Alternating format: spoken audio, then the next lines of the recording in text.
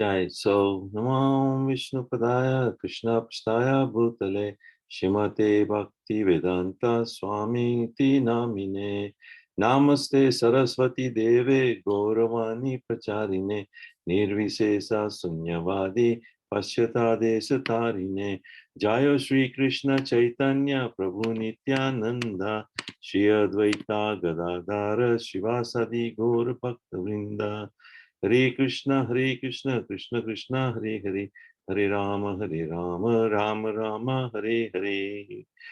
Jai, so thank you very much for giving this opportunity to finish off this 10th canto.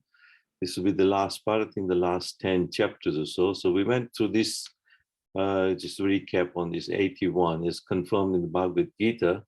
So we're just going through the instructions as such, not the actual content of the 10th canto and the chapters and all that. So these are main points that stick out in form of somewhere we can focus on some sort of instructions we can get and meditate on that and actually, see how we can put them in our practice in our life or understand and make and understand comes to realization as well.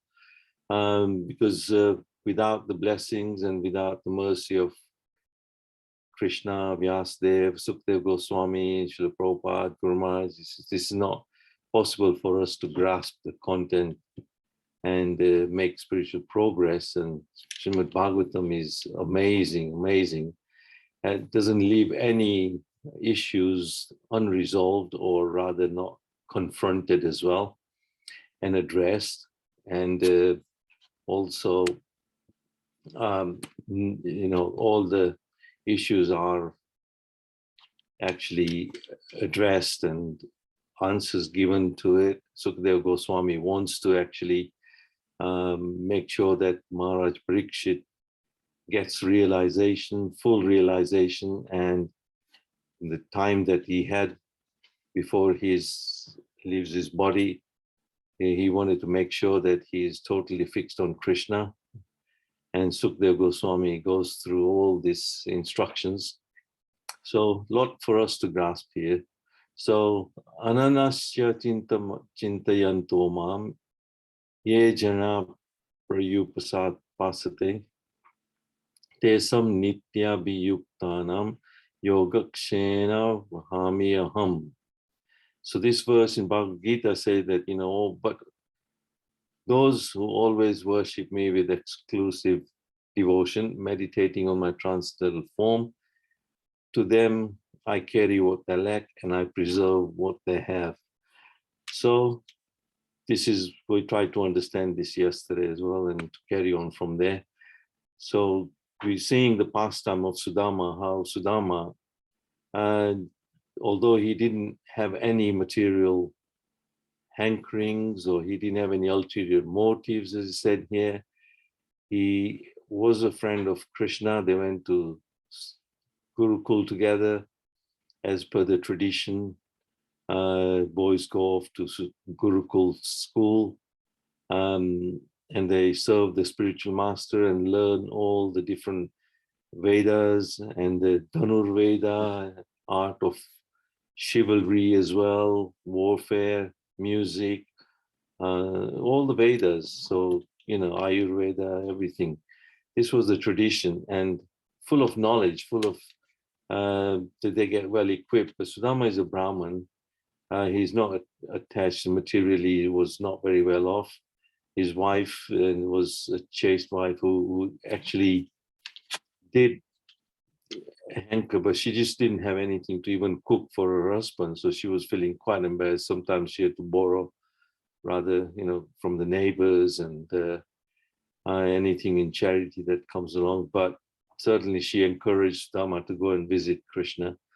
And then Krishna is saying, that when Krishna tasted his little puffed rice that he had brought with him, only a few pinchful or whatever, a few bites of it, he certainly, rewarded.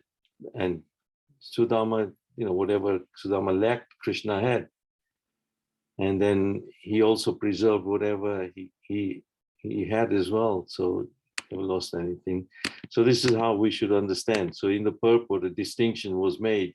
Two kinds of devotees, renounced devotees. One is inimical to sense gratification, and the other one is indifferent to it. So there's a subtle difference here in the types of devotees. For example, looking at the example of Jad Bharat and Prahlad Maharaj and then Sudama, and how they were either they were inimical to sense gratification or they were kind of indifferent to it, but they still had sense, and this comparison is there. But again, it says here the Supreme Lord doesn't force sense gratification upon a devotee who is extremely averse to worldly enjoyment. So he won't force any sense gratification. Up to this point in his life, Sudama Brahman was totally averse to sense gratification, but now out of compassion for his faithful wife, and also because he hankered to have Krishna's audience, he went to beg from the Lord.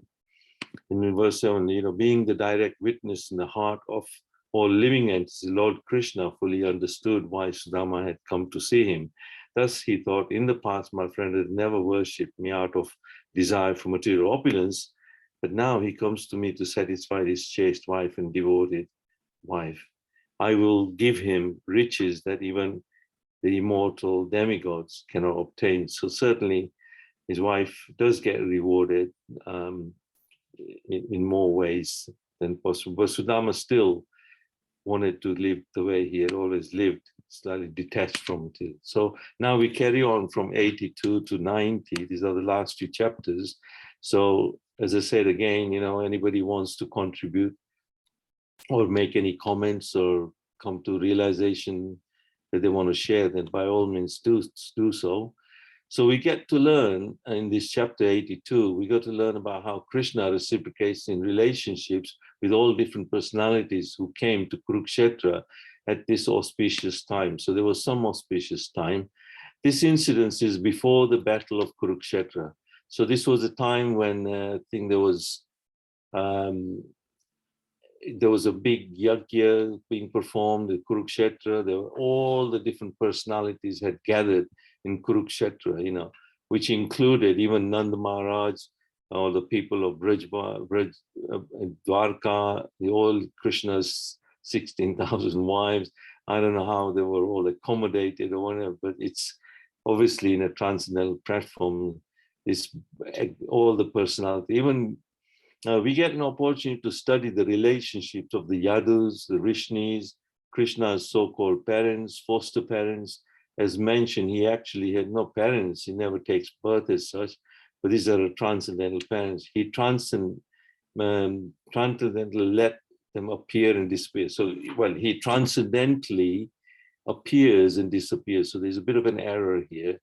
So in the Bhagavad Gita, it is said that he actually transcendentally appears and disappears.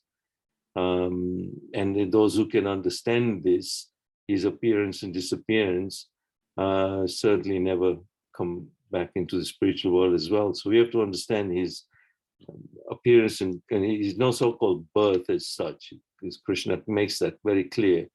But he chooses his parents by reciprocation, actually, because even they did a lot of tapasya to have Krishna as their son. Eventually, this chapter leads us to the meeting of the gopis of Vraj, who had come with the Vrajvasis, with Krishna, and how they embrace him even mentally within their hearts and mind, and Krishna reciprocates accordingly. So the gopis had come to Kurukshetra as well, all the different personalities, but then there is this meeting of Krishna with the gopis, and then they certainly, even mentally, they were embracing Krishna. Even in their mind, they were trying to embrace Krishna, and Krishna was reciprocating accordingly. So the purport in this verse is worth studying. The gopis spoke thus: "Dear Lord, whose navel is just like a lotus flower, your lotus feet are the only shelter for those who have fallen into the deep well of material existence.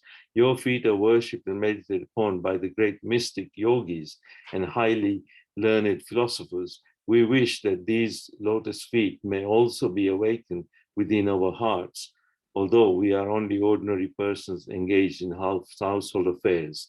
This is the mood in which gopis are expressing to Krishna, that they are just ordinary people, and others are so like involved in mystic yoga and Gyan and all this. But we are just ordinary people, but still, may this awaken within our heart and have your blessing. May our prayers be like those of the gopis. So we should be in this mood that we are also just ordinary and we want Krishna's lotus feet to manifest within our heart. He is already there within our heart as Paramatma, but sometimes we feel we don't feel his presence as such, but certainly by praying. So this chapter revealed that all the different relationships and how reciprocated with Krishna, including the gopis. So amazing. As we learn about how each of the queens of Dwarka ends up getting married to Krishna upon Draupadi's inquiry. So while they were there, even Draupadi was there at Kurukshetra, all these queens of Dwarka was there, and then Draupadi inquires about how each of them came to become queens of Dwarka. So from them, in very amazing ways. So they're all, in various ways. So we are being instructed to understand, as mentioned in the purport. So once Draupadi had inquired from the queens, then the queens are actually, answering as well as to how they got married to Krishna. In fact, however, since the Lord's queens are direct expansions of his internal pleasure potencies, Ladini Shakti, they fully control him with their love. So certainly all these queens were just no ordinary personalities, They are actually expansion of the Ladini Shakti. They're actually, Ladini Shakti is the internal potency, which is actually Radharani as well. So he's never separated from Krishna or Radharani. Krishna is never separated. And he's always there, but even by expanding, she's always there with Krishna. All these queens were also expansions like that of Ladini Shakti. So as Rohini Devi, who was one of the 9 queens mentioned by Draupadi, so the first 9 principal queens of Dwarka, starting with Rohini Devi was one of the 9 queens. So Rukmini is the main, then Satyabhama and other queens are there.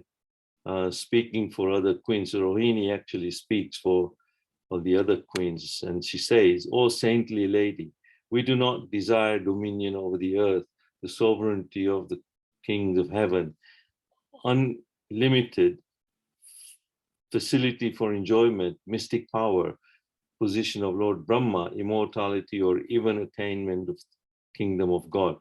We simply desire to carry on our head the glorious lotus, the glorious dust of Lord Krishna's feet, enriched by the fragrance of kumkum from his consort's bosom." So these queens didn't want any glorified position as such.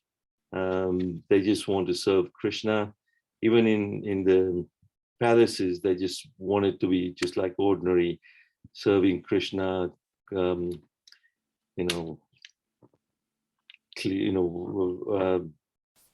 What they say, jaru, meaning like vacuum, cleaning houses, palaces, and all that. It is made clear in the purport that the Shri referred to here is the supreme goddess of fortune, identified by the Brihad Gautamiya Tantra. So, Devi Krishna Mai Prokta, Radhika Paradevata, Sarva Lakshmi Mai Sarva, Kanti Samohini Para. So in this Brihad Gautamiya Tantra, it is actually explaining who the Shri is. Shri is actually that Radhika Paradevata. The transcendental goddess Srimati Radharani is the direct counterpart of Lord Sri Krishna. She is the center figure of all the goddesses of fortune. She possesses all the attractiveness to attract the all-attractive personality of Godhead. She is the primeval internal potency of the Lord. So here we start to understand the position of Radharani as an internal potency of Krishna. never separated as such, but directly she is a Sarva Lakshmi Mai Sarva. So she's the central figure of all the goddesses of fortune. She possesses all the attractiveness to attract the all attractive personality of Godhead. So even Krishna is attracted by that. So there we are. So we understand the position of Radharani, all the other queens. So this gathering at Kurukshetra is amazing, actually. I started to think how amazingly everyone was there, and Krishna, even there is interaction between the Nand Maharaj and so, these are the main things stand out because they obviously, it shows how gopis actually met Krishna as well at Kurukshetra. This 84 then, this chapter reveals all the Sanatan values, principles, etiquettes, and instructions which Lord Krishna himself also shows and practices them as example to teach us, as he is the Adi Guru. So he's the original Supreme Personality. And Krishna says, there is, even Bhagavad Gita, Krishna at one point says, there is no work that I need to do, but yet I am engaged because if I do not, then others will follow my example and everything will be in ruination. So Krishna is saying that even I have to set an example to follow this. So, and as said, whatever the leaders do, common men follow. So whatever we have to be, choosing the right kind of leaders. We see how he receives all the saintly personalities, including Narad Muni, Parshuram, 4 Kumaras, who came to Kurukshetra. So this gathering, Kurukshetra, included even Narad Muni being there, Parshuram, 4 Kumaras, like the whole creation. Nothing is left. But then Krishna is showing how he receives Narad Muni, all the 4 Kumaras. He worships them and he glorifies them. There's no need for him to glorify it, but still he glorifies them, who in turn glorify Krishna as well. So this is this one principle of sort of edifying each other. They want to speak good of others, and others speak good of you as well. So this is how it actually works. So even we learn how Vasudeva sponsors an amazing sacrifice performed by these sages upon his request, followed by the reciprocal interaction between true spiritual friends, Vasudeva and Nanda Maharaj. So Krishna, obviously upon instruction, Vasudeva sponsors this amazing yajna, and these sages were going to actually perform this yajna as well. And there's interaction between Vasudeva and Nanda Maharaj, because they were friends, but they realized that they played the part of as parents, one parent of Krishna, but then Vasudeva is saying how his friend Nanda Maharaj did more, but looked after him as a sponsor, like while he was Vasudeva was in prison, but Nanda Maharaj is actually the one who in Vrindavan looked after Krishna as he grew up. So the amazing pastimes. Krishna also has to pacify Nanda Maharaj and the Brajbasis, so they can leave for Vrindavan. So Nanda Maharaj didn't want to leave Kurukshetra, didn't want to leave Krishna. Krishna still has to go back to Dwarka again. And then, Nanda Maharaj, and they had to go back to Vrindavan and so but Krishna then pacifies, said, look, I will have to go back to Dwarka, then I'll be coming again to Vrindavan and all that. So eventually, Nanda Maharaj is pacified. And so Krishna said, if in the meantime, you, my dear parents, and you, my beloved friends, are distressed by the unavoidable fate written on our foreheads, then whenever you wish to feed me some delicacy or play some game with me or simply see me, just close your eyes and I will appear before you. In turn, your torment into the sky flower, and to turn your torment into sky flowers and fulfill all your desires. I promise you this. And the young friends of mine whose lives are saved in the forest fire can vouch for it. So there was an incident where there was a forest fire, and there were Krishna here is convincing them that, don't worry, but whenever you feel that you want to feed me something nice and play with me, then just close your eyes and I will appear before you. And this is how, convinced by all these arguments that his son's happiness was in the prime importance, Nand Maharaj accepted the gifts offered and took his leave, accompanied by the Yadu's large army. So Nand Maharaj then actually does go back to Vrindavan. And Krishna then makes this promise. So this is how, we also sometimes feel we want to feed Krishna. What can we do? We like to play games with him. So we have to close our eyes, and hopefully we can take a lot from this chapter and its instructions. So all these instructions in this chapter are amazing. Well, how he actually receives Narad Muni, and this interaction between Vasudev, Nand Maharaj, also Krishna pacifying and promising them. So a lot of instruction that we can keep in our heart and meditate upon.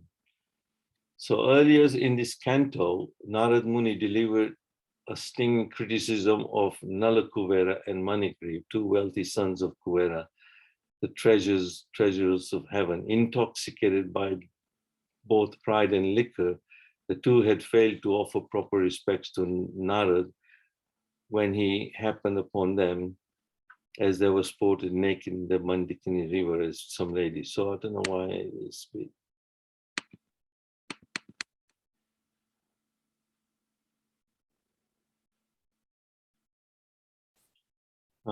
Yeah, this is where Narad Muni, I might have put this in this chapter. Anyway, let's go to 86, where that was. I might have made some extra notes or something. So we get 86, then we get to learn how Krishna, along with the sages like Narad, Vyas, Parsuram, visits two of his pure devotees, Shrutadev, who was a renunciate, and the other, King Bahulasva of Mithila. Krishna simultaneously presents himself in both these devotees' household, along with all the sages, as well upon their invitation. So Krishna had gone to this Mithila, where there was this king. They were both devotees. One was a renunciate, another is a king. But they're both, when Krishna comes to this place, both of them invite Krishna, but Krishna knows that the one is a king, the other one is a renunciate. And then there were all these sages that also gone with him. So Krishna simultaneously presents in front of them, and he actually receives them, both these devotees receive Krishna and the sages, and the offer is that they make according to their status is worthy of noting. So because one is a renunciate, he offers Krishna simple, like sitting place, kusa grass, and the prasadam is slightly different, and the way he receives, the king receives him differently. So although their statuses were different, and the way they offered to Krishna and how they received Krishna as well, it's worth noting that Krishna didn't actually discriminate or favor or any of them. He actually simultaneously, in both the places, because he's Supreme Lord, then the reciprocal instructions from all of them are worth studying. So His Divine Grace A.C. Bhaktivedanta Swami concludes in Prabhupada. So Prabhupada concludes that the instruction we receive from this incident is that King Bahulasva and Shrutadev, the Brahman, were accepted by the Lord on the same level because both were pure devotees. So this is what Krishna didn't discriminate as such. They received them on the same level. And this is the real qualification of being recognized by the Supreme Personality of Godhead. So whatever position we may be, if Krishna wants to accept us, he will accept us on the same level as any other devotee as well. So it's not that we have to be of a certain qualification. And so there Prabhupada is actually commenting on that as well. And 87, this chapter reveals to us how the Vedas personified can describe the qualities of the Supreme Absolute Truth. So here is the Vedas personified, pointing to describing Krishna and his qualities. Maharaj Pariksit wants to know, how can Brahman, which is impersonal and without qualities, can be described by Vedas, which are full of personalities and full of qualities? So here is a bit of a quandary where Maharaj Pariksit, he said Brahman is actually impersonal, like sunshine. Sunshine is impersonal, it doesn't have any form, it is made out of particles of photons. If you want to study physics and science, you understand sunshine is like photon. One particular photon will strike on the leaf, and in a chlorophyll, I know I've studied, I was a science teacher, so I can make a comment, that the leaves have got chlorophyll in it, and one particular tiny photon will strike the chlorophyll and start off a chemical reaction, which will then lead to the leaves making starch. So it's amazing how even a tiny little photon can do this. And we are dependent on the starch that the plants make, and also the oxygen. But the Brahman is impersonal, and everything else is like, Paramatma, Bhagavan, they are personalities. So how can something that's impersonal can describe to this personal?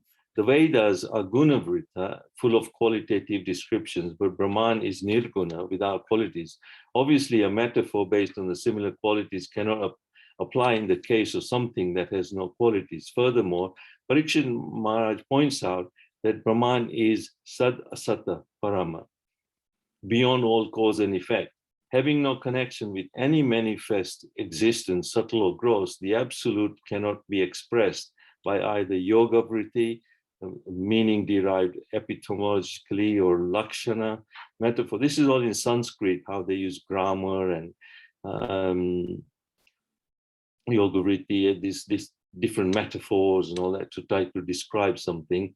I'm not a scholar of Sanskrit, but certainly a little bit of grammar or something to try to understand. But since both require some relationship of Brahman to other living entities, so here is a contradiction. So Vedas are actually transcendental. So this is what we'll understand. The Sukdev Goswami answers this by referring to how Narad Muni received the instructions from Sri Narayan Rishi, who also refers to Sri Sanandana, one of the four Kumaras, discussing this with the sages of Janalok.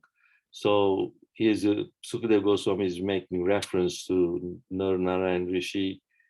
And this includes the prayer of the Vedas. So this chapter includes how the Vedas are actually praying and describing the qualities of Krishna. So we might think Vedas are impersonal and all that, but they're not actually. They're describing the personality as such. It is worthy of studying as they are full of realizations and instructions. So these prayers, which are included here, I don't have time to go through as such, but in 87, you can actually go back and study the prayers offered by the Vedas. Thus, we should understand that the Lord creates the cosmos entirely for the living entity's sake. Compassion is his sole motive. So Krishna creates this cosmos just because he is concerned about and he wants to show compassion to living entities. So, and when the soul eventually hankers to be freed from material life, the path of liberation is always available. So obviously there is that exit kind of, like when you enter some building, there's always an exit point. So while this cosmos was created, while we can carry on enjoying from one planet to another, high planetary demigods can go to hellish planets or wherever, whichever material life we get tangled up in. But eventually, when we hanker to be freed from this cycle of birth and death, then there is an exit point. A path of liberation is also available. In all their endeavors, the living entities depend on the Lord's mercy for success. So we still, to succeed in that path, we have to depend on the Lord's mercy. Without intelligence, senses, mind, and vital air, the living entity cannot achieve anything.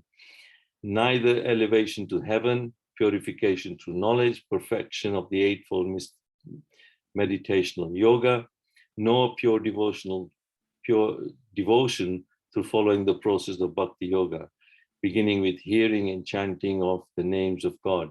So all this is without the Lord's mercy. We're dependent on that. Unless you have a brain, and you can't develop intelligence, can't have senses, so you've got no chance of getting engaged in devotional service as well. If you don't have ears, you can't start hearing about the Supreme Lord. So we got a tongue, then you can start chanting the names of the Lord. So that's our start. How then, if the Supreme arranges all these facilities for the conditioned soul's welfare, can he be impersonal? So here it is the Vedas describing and saying that how the Supreme can be regarded as impersonal, because after all, these facilities are being provided. So Sukadeva Goswami gives an indirect reply. You say that Brahman is indescribable by words, but if the Supreme Lord has not created the intelligence, mind, and senses, then sound and other objects of perception would all be just as indescribable as your Brahman. So there we are. Some people think Brahman is superior, but if Brahman can't be described, there's no words and sound and all that. You would have been blind and deaf since birth and would know nothing about physical forms and sounds, what to speak of the Absolute. It is, after all, the Almighty Lord, Prabhu, and he can easily make the indescribable describable. So something you can't describe can be described. The only Lord, Supreme Lord, can make that possible. So here we have to understand without intelligence, mind, and so we can't really describe anything. Otherwise, without the Lord's exceptional grace, the words of the Vedas cannot reveal the absolute truth. So there we are.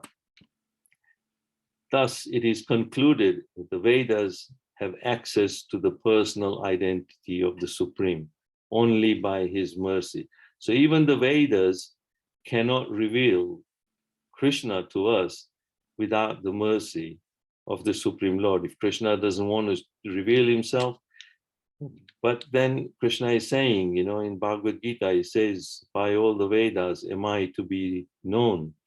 So Vedescha sarve aham eva Vedes. So that verse is there. Can't quote it fully here, but it's there in Bhagavad Gita. Chapter 88, then, for the benefit of such persons of little faith, King Parikshit requests Sukadeva Goswami to explain an apparent paradox. Lord Shiva, who lives like a beggar, without even a house to call his own, makes his devotees rich and powerful, while Lord Vishnu, the omnipotent possessor of all that exists, often reduces his servants to abject poverty. Sukadeva Goswami will respond with a reasoned explanation and an ancient account concerning the demon Vraka. So here, Lord Shiva is obviously, he's covered in ashes, got snakes around him, and whenever we see Krishna, he's almost like a beggar. He doesn't have anything. He lives in a graveyards or something like that. And yet, when these devotees come and worship him, he gives him all these benediction, and they become as powerful and potent, and without any kind of. Sometimes it's just so. This demon Vraka is actually this other point is that Lord Vishnu actually sometimes makes it so. So if we start for Lord worshipping Lord Vishnu, then as his servants, we end up becoming a bit poor as such, physically, materially. Spiritually is different. But yeah, like in my own personal life, more or less been stripped off by everything by Krishna. So his blessings, in a way. We learn that Lord Brahma and Lord Shiva are easily pleased and give benedictions freely, but gets angered very quickly. So Krishna gives what is the ultimate benefit to his devotees. So demon Vrika, was worshipping Lord Shiva and he got a boon. Then he got envious, and there's something about, if I put my hand on their head, they get, they just die, or their head drops off, or whatever his boon was. So then he started to say, oh, why shouldn't I put my head on Lord Shiva and take over his position? So verse 5 says, Lord Hari, however, has no connection with the material modes. He is the Supreme Personality of Godhead, the all-seeing eternal witness, who is transcendental to material nature. One who worships him becomes similarly free from all material modes. So think that Lord Vishnu had to rescue Lord Shiva from Vrika, from his own benediction. So Lord Shiva gave this benediction to Vrika, and then again, this is another demon that, again, Lord Vishnu or Krishna has to free him, or rather rescue him. So Krishna, I think Lord Vishnu says, Lord Shiva gives these benedictions. Don't believe him. Try it yourself. Put your hand on your own head. See if it's true or not. Then he does it, and he something like that. Anyway, he destroys himself, though. 89, then we get to learn about the greatness and the differences between Mahavishnu, Lord Shiva, Lord Brahma, through Bhrigu's tests. By the causeless mercy of Krishna, even Arjun gets to resolve his promise made to the Brahmana to protect his son. So this is where Arjun boldly declares, I am going to protect your children, your sons, because the Brahman had actually, he said, my son is not protected in your kingdom is must have some faults in it, or looking after the subjects properly. How can my son die? So then Arjun has to make a promise, or he ends up making a promise that I will protect. But then when the son dies, then he has to go and rescue. But Krishna then has to help Arjun resolve this. Even Lord Vishnu desired to have darshan of Lord Vishnu. So all these 10 sons, or infant sons, were taken away, but they were with Lord Vishnu. So then Krishna and Arjuna had to go all the way up to Mahavishnu. And then Mahavishnu said, I wanted to see both of you as well. That's why I took away these sons. Arjun, amazing ride. So actually, this is amazing when Krishna takes Arjuna on this transcendental chariot all the way to the city of Mahavishnu. They have darshan of a 1,000-headed serpent, Anant, as well. So they have this transcendental ride on this Krishna's chariot, and they go to this dark area of the material universe, and it's Krishna's Sudarshan Chakra that gives them the light to follow through all the way to the darkness and penetrate through the universes and go to Mahavishnu, and actually describes as the city of Mahavishnu. So it's not just Mahavishnu just sitting there. There's always cities and the 1,000-headed serpent. Ananta is, I think if you look at the cosmology of, which we did in some other chapters, cantos before, then we start to understand where Lord Anant Shesh is. And so then the great Lord Mahavishnu greeted Shri Krishna and Arjuna, saying, I brought the Brahman's sons here simply because I wanted to see the two of you. Please continue to benefit the people in general by exemplifying religious behavior in your forms as Narayan Rishi. So in that form, Krishna, Lord Mahavishnu is actually saying that you should make sure people benefit from this, exemplifying religious behavior. So Mahavishnu wanted to see Krishna and Arjuna, so he creates this pastime. And sometimes we think, how can this possible? But, these things on our level, it might be just 1 year goes away, but over there, it might be just a few seconds, a few minutes. So the time scales are relative. On that planet, it might be just happening. Just like I saw a program yesterday, and there's in a river, there's one particular insect that actually appears, the larva appears, and the insects will mature, and adult insects will appear only once every 3 years. And they only appear for only 3 hours. And in that 3 hours, they have to find their mate. Then they find the female mate, reproduce, and then die. And within 3 hours, they have to do that, and then they're gone completely. You don't see them for another 3 years. So they're amazing living entities that just within a day, in our one lifetime, one day they might be living for long, whole life actually. So everything is relative. Chapter 90 then, so this is the last one. We get to know how the queens of Dwarka expresses their state of transcendental madness of separation of Krishna in presence of Krishna.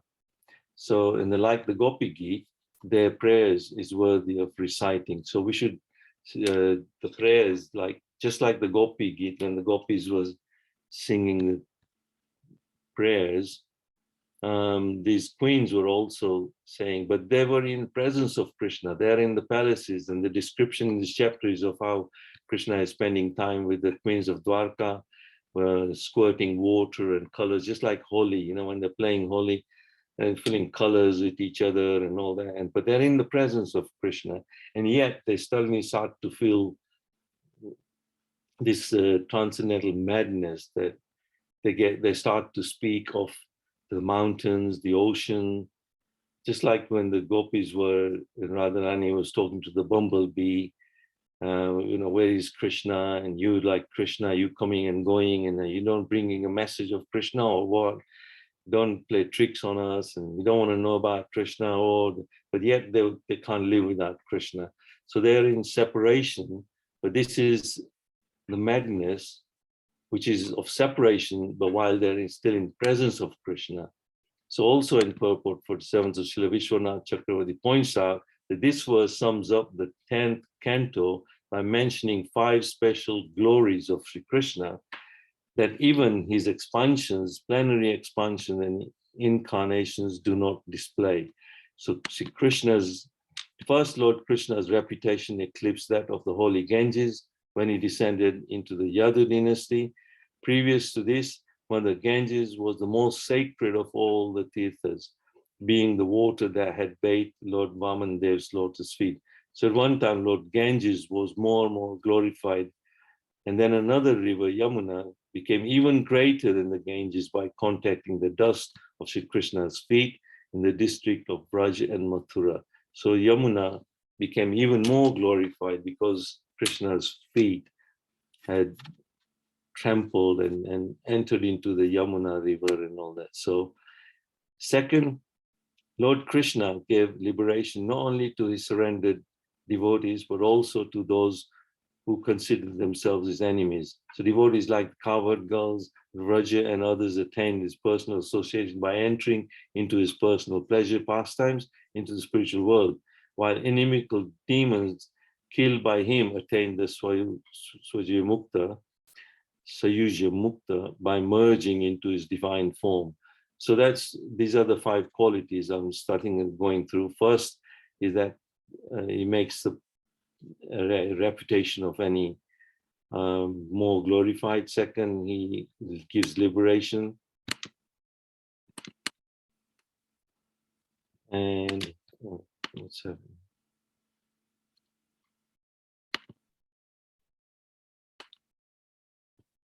And third, Goddess Lakshmi, Lord Narayan's constant companion, who whom great demigods serve menially to win her slight favor, was unable to win the privilege of joining the intimate company of Lord Krishna's devotees in Braj. So, fourth, the name Krishna is superior to the name Narayan and to those of all of Lord Krishna's other expansions. So the name Krishna is even more superior than of Narayan. Fifth, Lord Krishna solidly reinstates Dharma, the bull of religion, on his 4 legs of compassion, austerity, cleanliness, and truth. Thus, Dharma could once again go Gotra, the protector of earth. Go means earth. So you have to refer to this particular purport for the 5 qualities that were described. So I think we come to the end of this 10th canto, chapter 90. And so 10th canto ki jai, and then Shri Krishna Param Vijayate. Om Namo Bhagavate Vasudevaya. Om Namo Bhagavate Vasudevaya. Om Namo Bhagavate. So Srila Prabhupada ki jai, Guru Maharaj ki jai. So sorry if I've taken longer, but it's been wonderful going through all these 90 chapters with instructions and with your classes on it as well. And a lot of it gets forgotten in time. Yes. So we have to keep revisiting this all again and again and remind ourselves of these amazing pastimes. And we get clear understanding of where the Vedas stand, where the queens of Dwarka stand, where Krishna's other enemies like Jarasandha, how they get dealt with. So yeah, thank you very much. Hari Bol. Hare Krishna. Thank you. Any comments? Hare Krishna, Prabhu. Hari Bol. Hare Krishna. Hari Bol. Very good class, Prabhuji. It's very amazing. Thank you very much. No, Good. thank you. Thank you for Good feedback. inspiring. Stop there. Somebody snoring away. Okay. Hare Krishna. Srimad Bhagavatam ki What jai. is no? Okay, No, I Hari think it was from Mauritius, so probably not sure what they were doing. But yeah, it was good. Very, very good. Thank you so much. Okay, thank you very much. So, I don't know whether we'll get a chance to get into Canto 11, 12 eventually, but we'll come to that in time. But thank you very much for letting me do this. No, thank you. And Appreciate it. contribute. Yeah. Thank you. And And yeah, we'll President Prabhu ki jai. well done, well done. So we'll start the 11th canto hopefully on Monday. So okay, yeah. Ooh, okay. Okay. Srimad Bhagavatam ki jai.